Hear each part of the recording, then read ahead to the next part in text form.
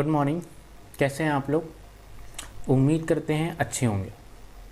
आज हम लोग पढ़ने वाले हैं summary admission of a partner की।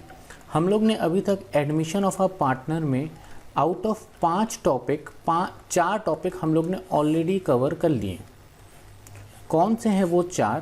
पहला था प्रॉफिट शेयरिंग रेशियो, दूसरा था गुडविल, तीसरा था रीवैल्यूएशन, चौथा था रिजर्व और 5वां है कैपिटल एडजस्टमेंट। अभी तक हम लोग ने ये 4 टॉपिक ऑलरेडी कवर कर लिए और आज की जो क्लास है वो इन्हीं 4 के बेस पे कुछ क्वेश्चंस करने वाले हैं। ऐसे क्वेश्चंस जिसमें ये चारों टॉपिक कवर हो जाएं। तो अगर आपको समरी या रिवाइज करना है तो आप आज की वीडियो ज़रूर देखिएगा। कैपिटल एडजस्टमेंट इन्हीं 4 के बाद आता है और आज के जो क्वेश्चंस कराऊंगा उसी से आपको कैपिटल एडजस्टमेंट का थोड़ा सा क्रक्स बता दूंगा कि एक्चुअली कैपिटल एडजस्टमेंट क्या होता है। तो सबसे पहले हम लोग सीधा क्वेश्चन स्टार्ट करते हैं।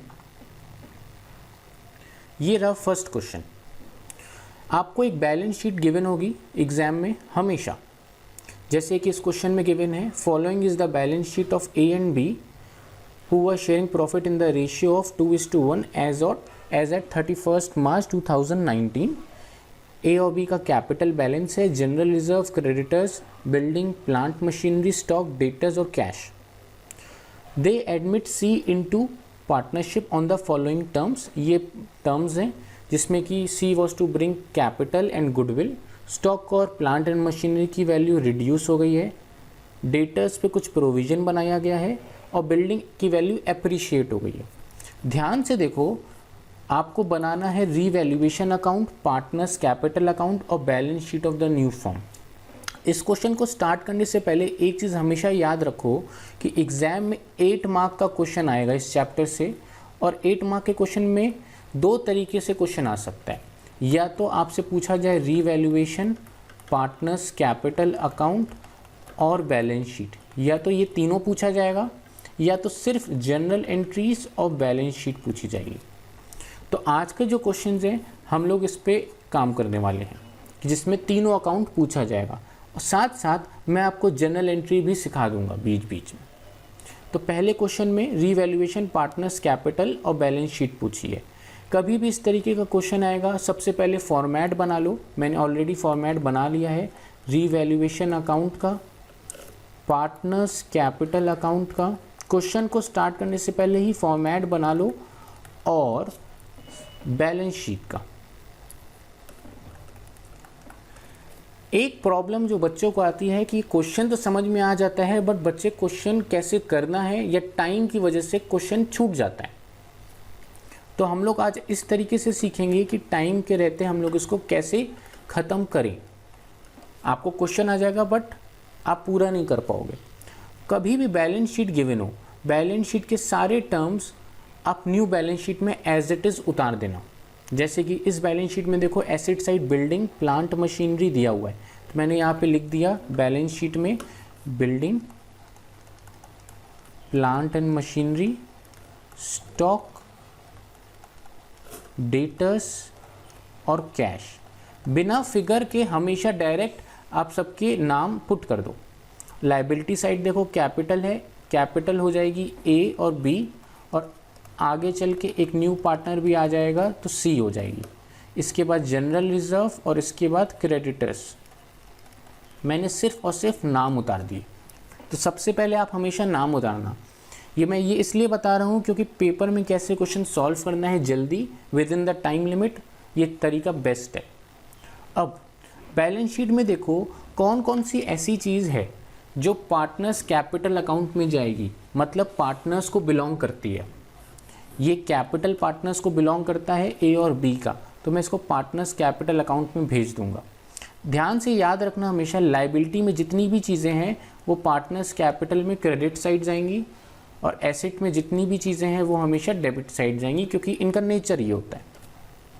तो इसको जब आप भेज देंगे यहाँ पे तो आप क्या नाम लिखेंगे, बाय बैलेंस ब्रॉट डाउन। 15,000 और 10,000 इनका ओपनिंग बैलेंस था, तो ओपनिंग बैलेंस में हम लोग बैलेंस ब्रॉट डाउन लिखते हैं। जनरल रिजर्व भी पार्टनर्स को मिल जाता है तो हम लोग जनरल रिजर्व भी पार्टनर्स को डिस्ट्रीब्यूट कर दें 2:1 के रेशियो में, ओल्ड रेशियो में। जब आप 9000 को डिस्ट्रीब्यूट करेंगे 2:1 के रेशियो में, तो ये आ जाएगा आपका 6000 एज वेल एज 3000। और नाम क्या रखेंगे आप? Bye general reserve. अगर कोई और भी चीज़ होती जो पार्टनर्स को डिस्ट्रीब्यूट होनी थी तो आप उसको भी डिस्ट्रीब्यूट कर देते। इस क्वेश्चन में यही दोनों था। अब नीचे आते हैं एडजस्टमेंट में, और पहला एडजस्टमेंट सबसे ज़्यादा इम्पॉर्टेंट है क्योंकि हर क्वेश्चन में ये एडजस्टमेंट रहने वाला है। सी लाते हैं 7500 एज अ कैपिटल और 3000 एज अ गुडविल। तो क्या जनरल एंट्री होगी? मैं अगर जनरल एंट्री की बात करूं तो ये होगी cash account debit to C's capital to premium for goodwill. आप एग्जाम में प्रीमियम फॉर गुडविल पूरा पूरा लिखेंगे, मैंने सिर्फ शॉर्ट फॉर्म यूज़ किया है। सी की कैपिटल कितनी थी? 7500, गुडविल की अमाउंट कितना था? 3000, टोटल हो गया 10,500। और यही गुडविल का अमाउंट पार्टनर्स को डिस्ट्रीब्यूट हो जाता है, सैक्रिफाइसिंग पार्टनर्स को डिस्ट्रीब्यूट होता है सैक्रिफाइसिंग रेशियो में। अब पॉइंट ये है कि सैक्रिफाइसिंग पार्टनर्स कौन है और सैक्रिफाइस रेशियो क्या है उनका। तो आप हमेशा याद रखो, कभी भी जब नया पार्टनर आता है तो जो भी उसका शेयर आ रहा है, अगर क्वेश्चन में ये मेंशन नहीं है कि वो 1/4 शेयर किससे कितना ले रहा है, यहाँ पे मेंशन नहीं है कि सी जो 1/4 ले रहा है वो किससे कितना ले रहा है, तो आप इन्हीं के ओल्ड रेशियो को ही सैक्रिफाइसिंग रेशियो मान लेते हैं। और ओल्ड रेशियो कितना है? 2:1, मतलब सैक्रिफाइसिंग रेशियो भी क्या हो गया? 2:1। तो ये 2000 और 1000 हो जाएगा। अब इसकी पोस्टिंग इनके अकाउंट में कैसे करते हैं ये देखो। देखिए कैश वाला अमाउंट तो कैश में चला जाएगा, और ये कैश इंक्रीज हो रहा है या डिक्रीज हो रहा है? देख सकते हैं कैश आपके पास आ रहा है इसलिए डेबिट है, तो कैश ये इंक्रीज हो जाएगा। अब इसको रिकॉर्ड करने के दो तरीके हैं, या तो कैश का लेजर अकाउंट बनाओ या तो डायरेक्टली बनाओ। लेजर अकाउंट तभी बनाएंगे अगर क्वेश्चन में बोला गया है, और अगर क्वेश्चन में नहीं बोला गया है तो आप डायरेक्टली सॉल्व करेंगे। डायरेक्टली सॉल्व करेंगे मतलब बैलेंस शीट में आप जाके डायरेक्टली ऐड कर देंगे 10,500। तो मैंने यहाँ पे प्लस कर दिया 10,500। जो भी इनका ओल्ड बैलेंस होगा वो तो बाद में लिखेंगे, जो एडिशनल ऐड होना है वो मैंने लिख दिया। अब सी की कैपिटल जाएगी सी के कैपिटल अकाउंट में, वो भी क्रेडिट साइड क्योंकि क्रेडिट हुआ है। तो मैंने सी की कैपिटल अकाउंट में लिख दिया यहाँ पे बाय कैश 7,500 था, सॉरी। तो मैंने यहाँ पे 7,500 लिख दिया। Premium for goodwill, premium for goodwill यहाँ पे क्रेडिट हुआ है और यहाँ पे डेबिट हुआ है, आपस में ये कट हो जाएगा, ठीक है। तो इसका कोई भी ट्रीटमेंट नहीं होगा। अब ए और बी दोनों क्रेडिट हो रहा है तो दोनों को क्रेडिट किया जाएगा बाय प्रीमियम फॉर गुडविल के नाम से, बाय प्रीमियम फॉर गुडविल 2000 और 1000। ये तो पहले एडजस्टमेंट का ट्रीटमेंट मैंने पूरा करा दिया। Second, value of stock and plant and machinery be reduced by 5%। Stock और प्लांट एंड मशीनरी की वैल्यू 5% से कम हो गई है, तो ये आपका नुकसान है और ये कहाँ पे शो होगा? रीवैल्यूएशन में शो होगा। और दो जगह ट्रीटमेंट होना है, एक तो रीवैल्यूएशन में शो होगा और दूसरा बैलेंस शीट में भी शो होगा। पहले तो 5% निकाल लेते हैं स्टॉक का और प्लांट एंड मशीनरी का। स्टॉक का 5% होगा 500, 10,000 का 5% होता है 500, और प्लांट एंड मशीनरी का 5% कितना होगा? 875। मैंने यहाँ पे लिख दिया 875। बैलेंस शीट में आप फिलहाल सिर्फ इसको यहाँ पे -500 कर दीजिए ऐसे लिख के, और यहाँ पे -875 कर दीजिए। आपको पता चलेगा कि मैं ऐसे क्यों लिख रहा हूँ, अभी आगे देखेंगे। प्रोविज़न बनाया गया है डाउटफुल डेब्ट्स पे 375, थर्ड वाला ट्रीटमेंट। तो सन्ड्री डेटर्स पे प्रोविज़न बनाना है, ये भी एक काइंड ऑफ नुकसान है। तो मैं यहाँ पे क्या लिख दूंगा? टू प्रोविज़न फॉर DD 375,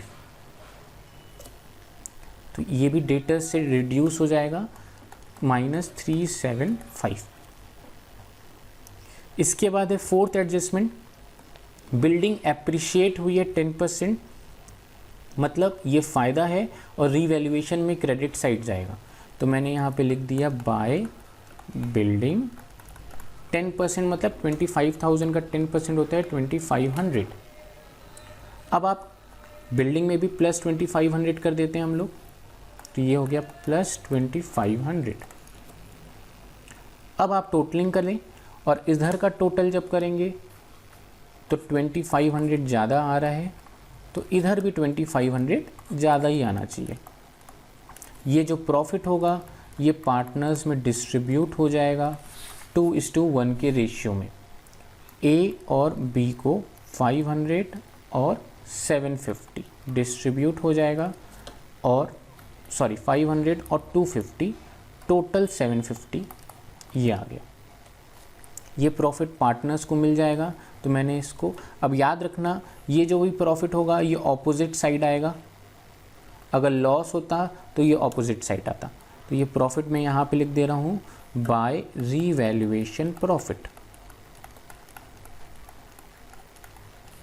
500 और 250। जब इनकी टोटलिंग करेंगे तो इसका टोटल कुछ और आएगा, इसका टोटल कुछ और आएगा, इसका टोटल कुछ और आएगा। मैं करके बता देता हूँ। ए का टोटल आएगा 23,500, बी का भी टोटल आएगा 14,250 और सी का तो 7,500 आ ही रहा है। तो इस साइड भी सेम टोटल आना चाहिए, तो मैं उसके लिए यहाँ पे लिख दूंगा टू बैलेंस कैरिड डाउन 23,500, 14,250 और 7,500। ये सिर्फ कैलकुलेशन का पार्ट है, यही बैलेंस कैरिड डाउन आपकी बैलेंस शीट में चला जाएगा। 23,500, 14,250 और 7,500। अब याद करो जनरल रिजर्व तो ऑलरेडी पार्टनर्स के बीच में डिस्ट्रीब्यूट कर दिया था, तो जनरल रिजर्व तो कुछ आएगा ही नहीं। क्रेडिटर्स या जितनी भी बाकी चीज़ें हैं जो रह गई हैं वो as it is balance sheet से आप उतार के लिख देंगे। जैसे क्रेडिटर्स में कोई चेंज नहीं हुआ है तो आप एज इट इज़ डायरेक्टली उतार देंगे। तो क्या हो जाएगा क्रेडिटर्स 32,950। बिल्डिंग में 25,000 में 2,500 ऐड कर देंगे तो क्या अमाउंट हो जाएगा 27,500। अब आपको नॉर्मली कैलकुलेशन करना है, प्लांट एंड मशीनरी में 875 माइनस कर देंगे तो 16,625 लिख देंगे। स्टॉक में भी ऐसे ही करेंगे तो 9,500 आ जाएगा। डेटर्स 4,475 आ जाएगा और कैश में 20,100 आ जाएगा। जब आप इन दोनों साइड का टोटल करेंगे तो टोटल सेम आना चाहिए, 78,200 आ रहा है। अगर टोटल डिफरेंट आएगा तो इसका मतलब है कि आपने कुछ ना कुछ क्वेश्चन में गलती तो की है। तो हम लोग इस जैसे क्वेश्चंस में चेक भी कर लेते हैं, वेरीफाई भी कर लेते हैं कि हमारा आंसर सही है या गलत है। तो यही प्रोसेस आगे होने वाला है, बस आपके एडजस्टमेंट थोड़े से चेंज हो जाएंगे, थोड़े से ट्रिकी हो जाएंगे और आप फॉर्मेट अपने अकॉर्डिंग पर्टिकुलर्स अमाउंट लिख सकते हैं। अब हम लोग नेक्स्ट क्वेश्चन की तरफ देखते हैं और आइए अब नेक्स्ट क्वेश्चन देखते हैं जो थोड़ा सा ट्रिकी भी होने वाला है। ये सारे क्वेश्चंस कैपिटल एडजस्टमेंट के बिना हैं, तो पहले इन क्वेश्चंस को हम लोग अच्छे से कर लेते हैं। आइए अब क्वेश्चन नंबर 2 देखते हैं। ए और बी दो पार्टनर्स हैं, इनका इक्वल रेशियो है, बैलेंस शीट गिवन है और उसके नीचे कुछ एडजस्टमेंट भी गिवन है, एग्जैक्टली पिछले क्वेश्चन की तरह। तो सबसे पहले मैंने फॉर्मेट बना लिया, revaluation account, partners capital account और बैलेंस शीट। और बैलेंस शीट में मैंने सारी टर्म्स को मैंने रिपीट करके लिख देते हैं। सबसे पहले मैं लिख दे रहा हूँ cash, stock, sundry debtors, same as it is बिना अमाउंट के लिख दीजिएगा, मशीन, और कोई भी टर्म यूज़ होगा? प्रॉफिट एंड लॉस तो पार्टनर्स में डिस्ट्रीब्यूट हो जाएगा, इसलिए मैं नहीं लिख रहा हूँ। अच्छा, इसके बाद लायबिलिटी साइड अगर देखेंगे तो वर्कमैन कंपनसेशन रिजर्व, इसके साथ आउटस्टैंडिंग एक्सपेंसेस, उसके बाद कैपिटल जो कि ए, बी और सी की होगी, क्रेडिटर्स। फिलहाल तो इतना ही समझ में आ रहा है। अब देखते हैं क्वेश्चन की तरफ। कोई ऐसी चीज़ जो पार्टनर्स को डिस्ट्रीब्यूट होनी है तो वो है प्रॉफिट एंड लॉस, पार्टनर्स को डिस्ट्रीब्यूट हो जाएगी और इक्वल रेशियो है, तो मैं यहाँ पे पार्टनर्स कैपिटल अकाउंट में लिख दे रहा हूँ 2PL। एसेट साइड है तो ऑपोजिट साइड आके डिस्ट्रीब्यूट होगी, तो मैं यहाँ पे 2000 ईच लिख दे रहा हूँ। अगर लायबिलिटी साइड आती तो वो क्रेडिट साइड चली जाती। लायबिलिटी में देखिए जैसे कि कैपिटल है तो वो क्रेडिट साइड लिख दी जाएगी बाय ओपनिंग बैलेंस या बाय बैलेंस ब्रॉट डाउन 50,000 और 60,000, ए, बी और सी। इसके बाद देखिए कौन सी चीज़ और डिस्ट्रीब्यूट हो सकती है, तो वर्कमैन कंपनसेशन रिजर्व डिस्ट्रीब्यूट हो सकता है, बट इससे रिलेटेड कुछ एडजस्टमेंट भी है, तो मैं इसलिए इसको अभी रोक दे रहा हूँ। अब फर्स्ट एडजस्टमेंट में लिखा है C40,000 कैपिटल लेके आते हैं, तो इसकी जनरल एंट्री बिल्कुल वैसे ही होगी, cash account debit to C's capital 40,000 and he is unable to bring amount for goodwill. तो गुडविल का ट्रीटमेंट हम लोग बाद में करेंगे, पहले इस कैपिटल का ट्रीटमेंट कर दें। कैश में मैं 40,000 ऐड कर दूं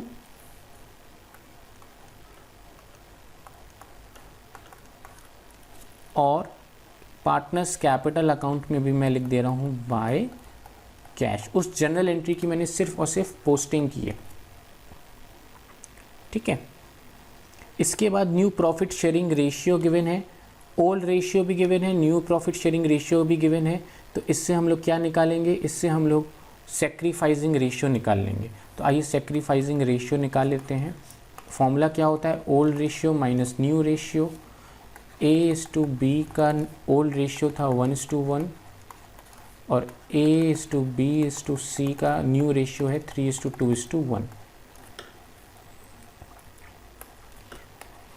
सेक्रीफाइसिंग रेशियो निकालना है, A का 1/2 माइनस 3/6, सॉल्व करेंगे तो 0 आएगा।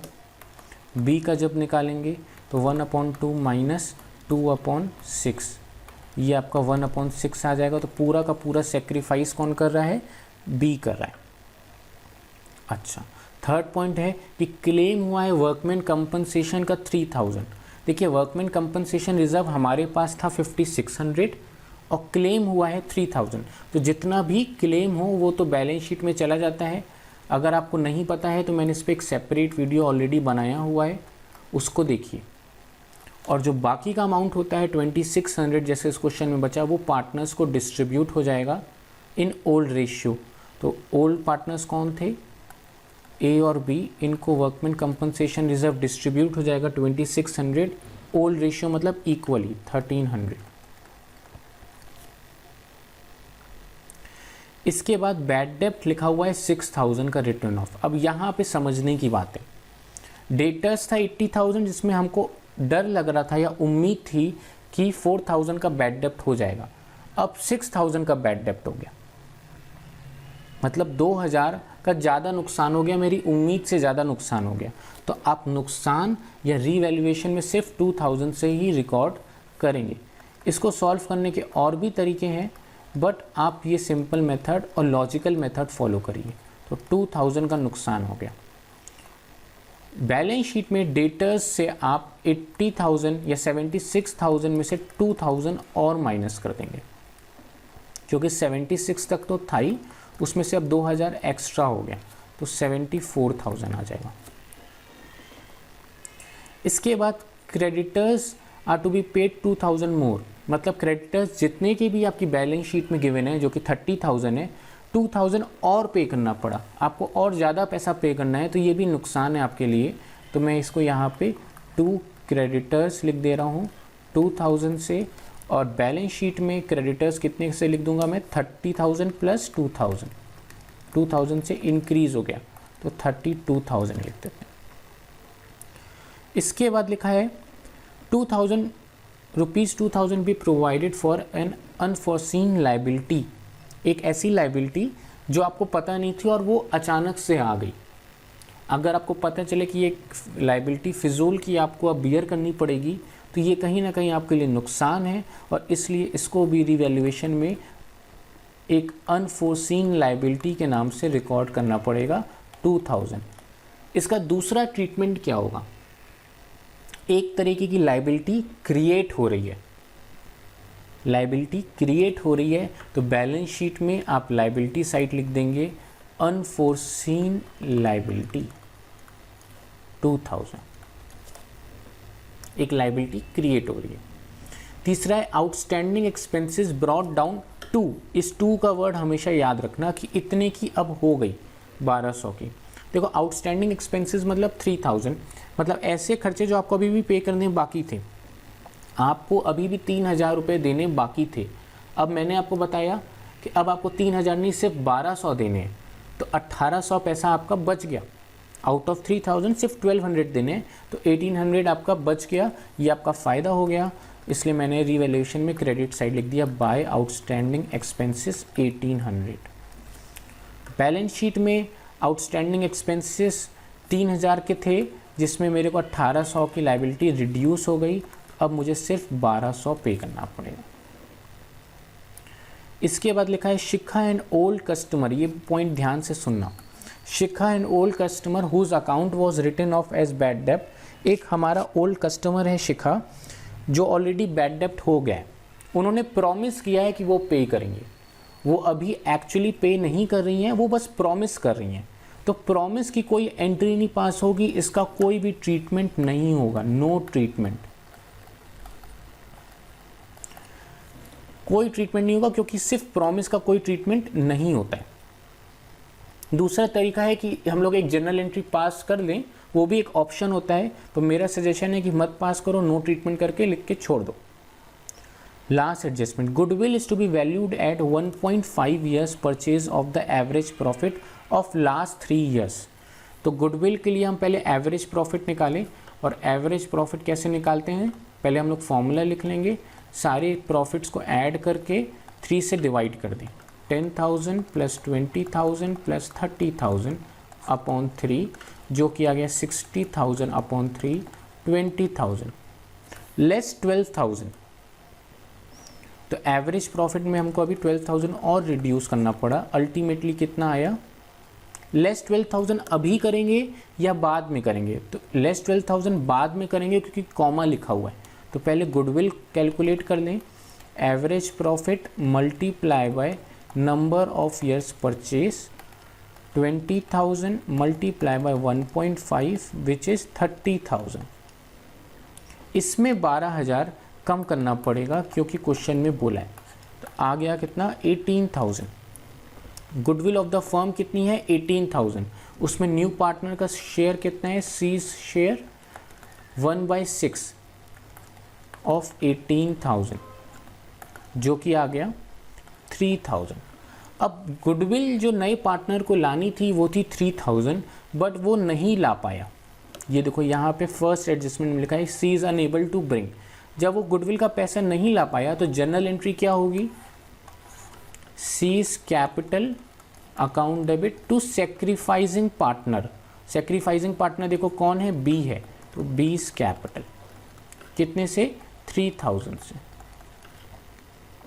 इसकी पोस्टिंग की अगर हम बात करें तो इनके लेजर में इसकी पोस्टिंग हम लोग ऑलरेडी सीख चुके हैं। यहाँ पे मैं लिख दे रहा हूँ बाय सीज कैपिटल 3,000 और यहाँ पे टू बीज कैपिटल 3,000। ये सिर्फ मैंने पोस्टिंग की है जो हम लोग ने ऑलरेडी सीखी हुई है। अब क्वेश्चन हो गया ख़त्म और आप सारे अकाउंट की बैलेंसिंग निकालेंगे।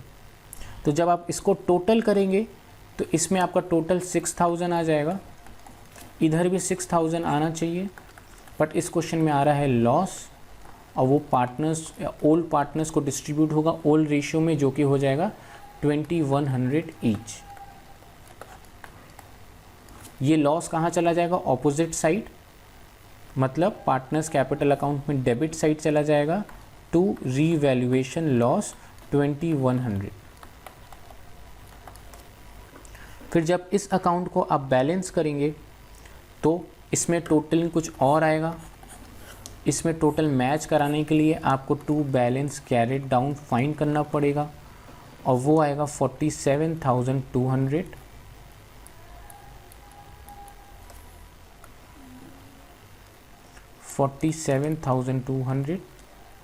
इसका आ जाएगा 60,200 और इनका आ जाएगा 40,000। ये आप खुद से करेंगे कॉपी में। फिर यही balance carry down balance sheet में चला जाएगा 47,200, 60,200 और 40,000। अब जो जो चीज़ें ऑलरेडी मिस हो गई हैं, जिनके बारे में कुछ इन्फॉर्मेशन नहीं थी, उसको एज इट इज़ कॉपी कर देंगे। जैसे कि स्टॉक, जैसे कि स्टॉक के बाद आ गया मशीनरी 38,600।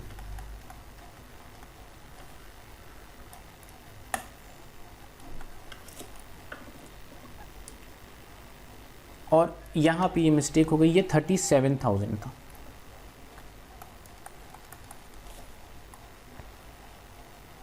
ये 37,000 हो गया, तो मैंने यहाँ पे इसको चेंज कर दिया, ये हो गया 37,000। कैश कितना हो गया? 10,000 पहले से था, 40,000 ऐड हो गया, टोटल हो गया 50,000। अब आप बैलेंस शीट जब मैच करेंगे तो बैलेंस शीट अपने आप मैच कर जाएगी और जो कि आएगी 1,85,600। तो इस तरीके से बड़े क्वेश्चंस होंगे जिसमें एक लॉन्ग लेंदी क्वेश्चंस होंगे और आपको टाइम लिमिट के अंदर सॉल्व करना पड़ेगा। कैपिटल एडजस्टमेंट को अगर छोड़ दें तो इतनी ही वैरायटी के क्वेश्चन बन सकते हैं। कैपिटल एडजस्टमेंट जैसे टॉपिक में भी एग्जैक्टली यही प्रोसीजर फॉलो होगा, उसमें भी रीवैल्यूएशन बनाया जाएगा, उसमें भी पार्टनर्स कैपिटल बनाया जाएगा और उसके बाद आखिरी में इस पॉइंट को थोड़ा सा चेंज किया जाएगा। बैलेंस कैरिड डाउन ये नहीं होगा, इसको चेंज करना पड़ेगा, वो हम लोग उसी टॉपिक में सीखेंगे। बाकी बैलेंस शीट भी बिल्कुल ऐसे ही बनेगी। तो कैपिटल एडजस्टमेंट का जितना भी इफेक्ट है वो बैलेंस कैरिड डाउन या क्लोजिंग बैलेंस में आएगा, बाकी पूरा क्वेश्चन सेम रहेगा। आई होप ये दोनों क्वेश्चन आपको समझ में आया हो। आज की वीडियो के लिए इतना ही। Thank you.